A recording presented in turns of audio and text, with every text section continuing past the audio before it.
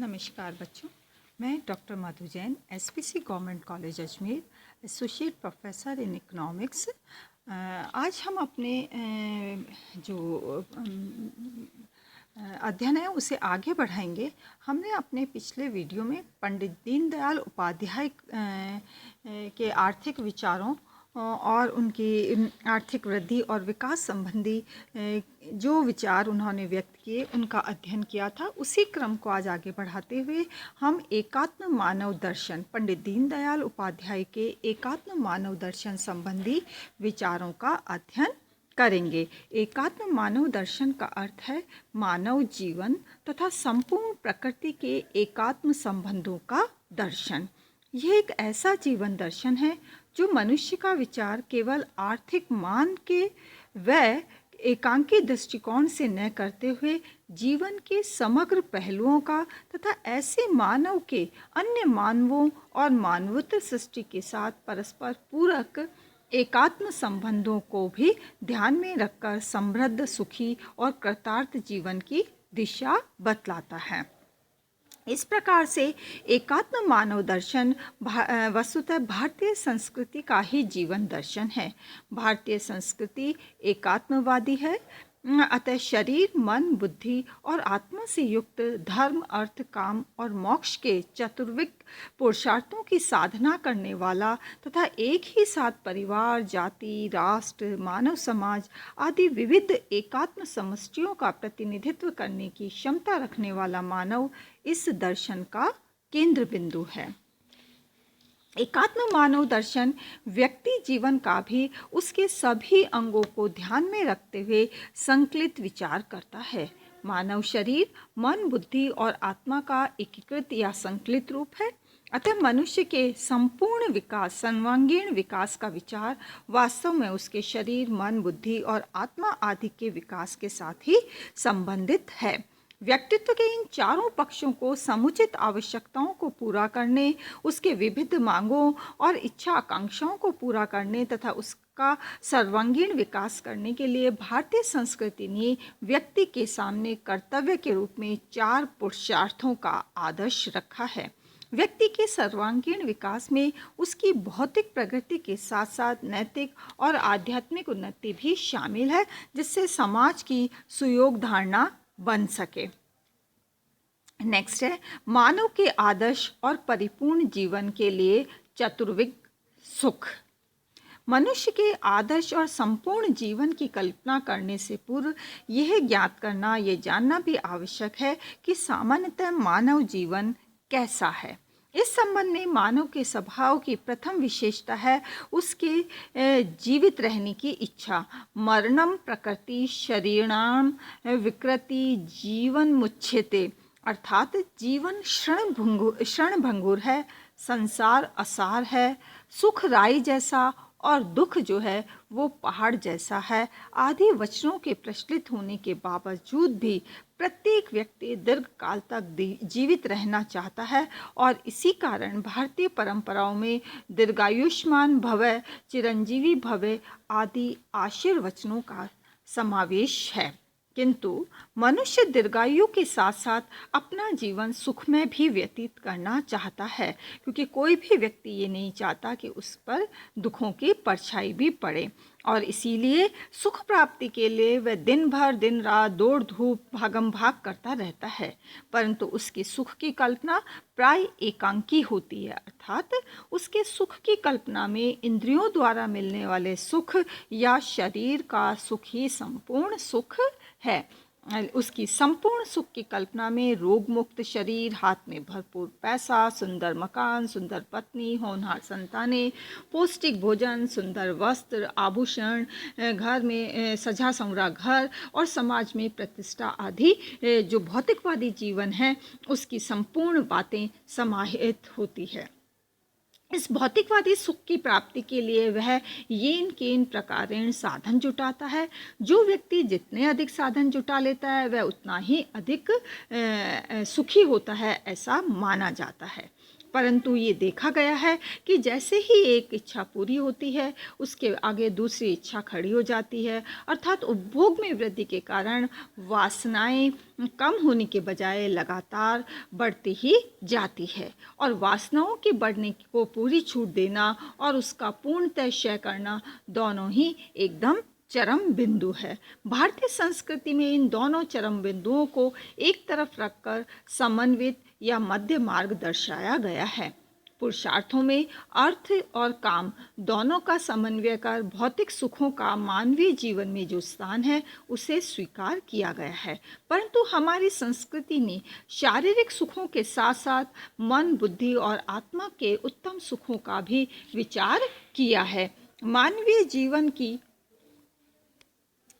जीवन की जो परिपूर्णता है उसके लिए इन सभी सुखों की अपरिहार्यता का प्रतिपादन कर इस संस्कृति ने उसके द्वार मानव के लिए खोल दिए हैं। अर्थात इंद्रिय सुखों से प्रारंभ कर मन और बुद्धि का विकास करते हुए उन सुखों का भी अनुभव करते हुए धनीभूत परम सुख अर्थात मोक्ष प्राप्ति तक का प्रवास एक यात्रा के रूप में भारतीय संस्कृति ने मानव के समक्ष रखा है। नेक्स्ट है चतुर्विग सुख या चतुर्विग पुरुषार्थ। अब प्रश्न उठता है कि मानव के आदर्श और परिपूर्ण जीवन के लिए चतुर्विध सुखों की प्राप्ति कैसे हो। सामान्य रूप से मनुष्य के शरीर के सुख के लिए निर्वाह साधन, मन के सुख के लिए मन की शांति और बुद्धि के सुख के लिए ज्ञान और आत्मा के सुख के लिए विवेक आवश्यक होता है। और वास्तव में ये मनुष्य की 4 शुद्धाएं हैं। इन शुद्धाओं को तृप्त करके मनुष्य के सर्वांगीण और संतुलित विकास के लिए भारतीय संस्कृति में कर्तव्य के रूप में 4 पुरुषार्थों का आदर्श रखा गया है। इन पुरुषार्थों के बारे में यद्यपि हम विस्तृत रूप से पहले या पूर्व क्लासों में पढ़ चुके हैं, हम जानते हैं कि ये 4 पुरुषार्थ है धर्म, अर्थ, काम और मोक्ष। प्रथम 3 पुरुषार्थों का संबंध तो प्रत्यक्ष रूप से इसी जीवन के साथ होता है, जबकि मोक्ष का संबंध परलोक से है। मोक्ष प्राप्ति के लिए कर्म मार्ग, भक्ति मार्ग और ज्ञान मार्ग जो है वो यहाँ बताए गए हैं।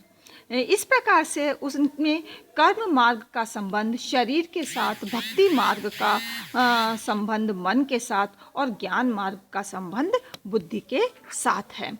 इस प्रकार से हम देखते हैं कि ये सत्य है, परंतु इसका ये अर्थ नहीं है कि मोक्ष पुरुषार्थ का मार्ग अन्य 3 पुरुषार्थों के मार्ग से पूर्णतया स्वतंत्र या समानांतर चलता है। भक्ति समन्वित ज्ञान युक्त निष्काम कर्म जो है वो मोक्ष का मार्ग है। कर्म विहीन भक्ति केवल भावुक होती है और ज्ञान रहित कर्म जो है वो अंधा होता है। अतः भक्ति और कर्महीन ज्ञान पंगु होता है। इसलिए सुख का विचार करते समय शरीर, मन, बुद्धि और आत्मा का विचार जिस प्रकार अपरिहार्य है, उसी प्रकार मोक्ष भी परम सुख है और उस सुख की ओर जाने वाला मार्ग ही स्वभावतः एकात्म होता है। इस प्रकार से इन चतुर्विध पुरुषार्थों से युक्त मानव ही एकात्म मानव दर्शन का केंद्र बिंदु है। किंतु संसार में मानव अकेला नहीं रहता है, वह अन्य लोगों के साथ भी रहता है। परिवार, जाति, राष्ट्र, संपूर्ण मानव समाज आदि विभिन्न स्तरों पर व्यक्ति का अन्य मानवों के साथ जो है वो संबंध आता है और मानव के बीच ये संबंध व्यवहार सुचारू रूप से चलता रहे। उनका व्यक्तिगत और समष्टि जीवन सभी अंगों से पूर्ण, उन्नत और सुखी हो, इसके लिए जो विविध संस्थाएं और व्यवस्थाएं निर्मित की जाती है उनमें मानव को सहभागी होना पड़ता है। उसे इन संबंधों में और इन व्यवस्थाओं में प्राप्त कर्तव्यों को जो है निभाना भी पड़ता है और इस दृष्टि से इस मानव की दृष्टि एकांकी, संकुचित, विकृत हो तो वह अपने इस कर्तव्य को ठीक से नहीं निभा पाएगा। अतः हमें ये विचार करना होगा कि पूर्णत्व का साधक मानव उत्तरोत्तर अधिकाधिक मानव समूहों के संपर्क में आए तो उनके उसके मन की रचना कैसी हो, प्रत्यक्षतः व्यवहार कैसा हो, समाज के साथ उसका संबंध कैसा होना चाहिए, आदि बातों का भी विचार करना है। और इसीलिए पंडित दीनदयाल उपाध्याय ने कहा कि इन चतुर्विध पुरुषार्थों से युक्त पूर्ण मानव ही उसकी आराधना की कसौटी और साधन है। आदर्श पूर्ण का ये चित्र हमारे मन में सुस्पष्ट और पक्का चित्रित हो तो फिर एकात्म मानव की दशा में होने वाला उसका मार्ग क्रमक ठीक से ध्यान में आना सरल हो जाएगा। और इस प्रकार से हम देखते हैं कि पंडित दीनदयाल उपाध्याय का विचार जो है वो काफ़ी व्यापक है और केवल भारतीय संस्कृति में जो दिए गए सिद्धांत है उन्हीं सिद्धांतों को पुनर्स्थापित करने का प्रयास करता है। नेक्स्ट है व्यक्ति और परिवार। एकात्म मानव दर्शन में परिवार संस्था का बहुत महत्व है, क्योंकि व्यक्ति को अहम से वयम की ओर ले जाने के अर्थात समष्टि जीवन का पहला पाठ परिवार में ही दिया जाता है। परिवार में अनेक व्यक्ति होते हैं, पति पत्नी, बहू बेटियां, नाती पोते, भाई बहन, ससुराल मायके आदि के विभिन्न लोगों का समावेश परिवार में ही होता है और इन सब के साथ आत्मीयता के संबंधों को प्रत्यक्ष में अनुभव भी किया जाता है। परिवार में कोई सुख दुख का कार्य होता है तो सभी परिवार के सदस्य हाथ बटाते हैं। परिवार के सदस्यों के व्यवहार की न तो कोई नियमावली होती है और न ही कोई संविधान। सभी का आचरण आपस में समझदारी से और सहज रूप से चलता रहता है और सब एक परिवार के सदस्य होते हैं। सबकी धमनियों में एक ही रक्त बहता है और इस आत्मीयता के बोध से जो भाव बंधन निर्मित होता है उसी का ये चमत्कार होता है। पाश्चात्य देशों में हम देखें तो परिवार संस्था तेजी से टूट रही है और हमारे यहाँ भी अब ये परिवारवाद जो है वो संकीर्ण होता जा रहा है और एकल परिवारवाद की धारणा जो है वो जोर पकड़ती जा रही है। जहाँ पाश्चात्य देशों में इस संस्था के टूटने के 3 प्रमुख कारण हैं। प्रथम, व्यक्तिगत स्वतंत्रता, द्वितीय, कम्युनिस्ट देशों में कम्युनिज्म और तीसरा है समाजवादी प्रशासन या कल्याणकारी राज्य। वस्तुतः भारतीय अर्थव्यवस्था में भी या भारतीय समाज में भी ये तीनों ही घटक धीरे या कम रूप में प्रकट हो रहे हैं और इसी कारण से भारतीय परिवारवाद भी विखंडित होता जा रहा है। हम जानते हैं कि परिवार व्यक्ति को समष्टि जीवन का पहला पाठ देने वाली संस्था है। आपस में स्नेह, एक दूसरे के लिए त्याग करने की प्रवृत्ति, सहनशीलता आदि कई सद्गुणों के संस्कार जिनकी समाज धारणा के लिए आवश्यकता होती है, परिवार जीवन में स्वाभाविक रूप से मिलते हैं। और परिवार की इस कल्पना को अधिकाधिक विशाल करते जाना, उसको समाजव्यापी विश्वव्यापी बनाना ही आध्यात्मिक विकास की दिशा है, मानव दर्शन की ही केंद्रीय कल्पना है। हम जानते हैं कि भारतीय दर्शन में ये सब चीज़ें पहले से ही हमारे संस्कारों में निहित है, लेकिन वर्तमान में भौतिकवाद इतना ज़्यादा, उपभोक्तावाद, भौतिकवाद इतना ज़्यादा हावी हो गया है कि हम एक दूसरे के साथ स्नेह, एक दूसरे के लिए त्याग करने और सहनशीलता की जो भावनाएं हैं वो शनय शनय समाप्त होती जा रही है और जो कि भारतीय समाज के लिए और हमारे स्वयं के विकास के लिए भी काफ़ी घातक है। नेक्स्ट है व्यक्ति और समाज। व्यक्ति और समाज के संबंधों के संबंध में भारतीय और पाश्चात्य विचारधारा में अंतर है। पाश्चात्य लोग ये मानते हैं कि व्यक्ति एकत्र होकर परस्पर हितों की रक्षा हेतु समाज का निर्माण करते हैं और इस सिद्धांत को सोशल कॉन्ट्रैक्ट थ्योरी का नाम दिया गया है। इस धारणा में कई प्रकार के प्रश्न उत्पन्न कर दिए गए, जैसे समाज और व्यक्ति में श्रेष्ठ कौन है। कुछ ये मानते हैं कि चूंकि व्यक्तियों ने एकत्र होकर समाज का निर्माण किया, अतः निर्माता होने के नाते व्यक्ति समाज से श्रेष्ठ है। तो दूसरी ओर लोगों का ये भी कहना है कि व्यक्ति के लिए समाज का निर्माण करना अपरिहार्य हो गया और इससे ये स्पष्ट होता है कि समाज जो है वो व्यक्ति से श्रेष्ठ है। आज पाश्चात्य देशों में ये दोनों विचारधाराएं प्रचलित है और पहली विचारधारा के लोग स्वतंत्रता के नाम पर समाज की उपेक्षा करते हैं, तो दूसरी विचारधारा वाले लोग समाज को सर्वसत्ताधीश बनाने की धुन में व्यक्ति बहुरंगी व्यक्तित्व को समाप्त कर डालते हैं। और इस प्रकार से पूंजीवादी समाज व्यवस्था पहली विचारधारा की संतान है, तो समाजवादी और कम्युनिस्ट समाज संरचना सत्तावाद की परिणति है। इस प्रकार से पाश्चात्य समाज में आज प्राणलेवा स्पर्धा यानी कि कट थॉट कंपटीशन, तनाव, रक्तपात, वर्ग संघर्ष और आदि भावनाएं हमें दिखाई पड़ती है। एकात्म मानव दर्शन की भूमिका है कि समाज व्यक्तियों का बनाया होता है। ये पाश्चात्य लोगों की मूल धारणा ही गलत है। ये तो ठीक है कि समाज व्यक्तियों का समूह होता है, फिर भी व्यक्ति एकत्र हो गए और उन्होंने समाज का निर्माण किया, ऐसा कहीं पर भी दिखाई नहीं देता। अतः ये मत सत्य नहीं है। समाज कोई क्लब नहीं है, जॉइंट स्टॉक कंपनी या सहकारी संस्था भी नहीं है। समाज इस तरह कृत्रिमता से नहीं बनाया जा सकता है, क्योंकि जो है 5-10 लाख या 10-20 करोड़ एकत्र हो गए, उन्होंने आर्टिकल ऑफ एसोसिएशन प्रकाशित किया और सबकी एक सभा बुलाई गई, उसका पंजीकरण किया गया, जनसमूह को समाज कहा जाने लगा। ऐसा नहीं होता है। समाज तो प्रकृति से होने वाली एक जीवात्मा निर्मित होती है।